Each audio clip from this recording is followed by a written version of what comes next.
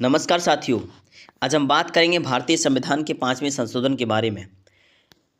भारत को आज़ादी मिले केवल कुछ साल ही हुए थे। नई नई राज्य सीमाएं बन रही थीं और कई रियासतों को भारत में मिलाकर नए राज्य और नए सीमावर्ती क्षेत्र बनाए जा रहे थे। ऐसे में संविधान में एक ऐसी प्रक्रिया की ज़रूरत थी जिससे राज्यों की सीमाओं को बदलने, बढ़ाने, घटाने या नए राज्य बनाने को आसान बनाया जा सके। संविधान के आर्टिकल 3 में राज्यों की सीमाओं में बदलाव की शक्ति दी गई है, लेकिन शुरुआत में इसमें कुछ प्रक्रियात्मक कमियां थीं। जैसे किसी राज्य की सीमा बदलने के लिए राष्ट्रपति को राज्य की विधानसभा से राय लेनी होती थी, लेकिन राय लेने के तरीके और नोटिफिकेशन की प्रक्रिया काफ़ी जटिल थी। 1955 में लाया गया 5वां संविधान संशोधन मुख्य रूप से आर्टिकल 3 और आर्टिकल 4 से जुड़ा हुआ था।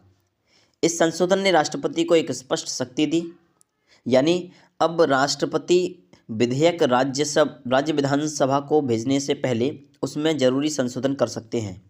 बिल को भेजने की प्रक्रिया और समय सीमा को स्पष्ट और सरल बनाया गया। इसका मुख्य उद्देश्य था कि राज्यों के पुनर्गठन में आने वाली दिक्कतों को कम करना और प्रशासनिक प्रक्रिया को स्मूथ बनाना, बड़े स्तर पर राज्य पुनर्गठन की नींव तैयार करना, जो 1956 में हुआ। 5वां संविधान संशोधन आने के बाद भारत में राज्यों की सीमाओं के पुनर्गठन की प्रक्रिया आसान हो गई। इसके बाद ही 1956 में सबसे बड़ा राज्य पुनर्गठन हुआ, जिसमें भाषा के आधार पर राज्यों का गठन किया गया। तो 5वां संशोधन एक टेक्निकल और बेहद महत्वपूर्ण बदलाव था, लेकिन जिसने भारत के राज्य मानचित्र को व्यवस्थित करने में बड़ी भूमिका निभाई।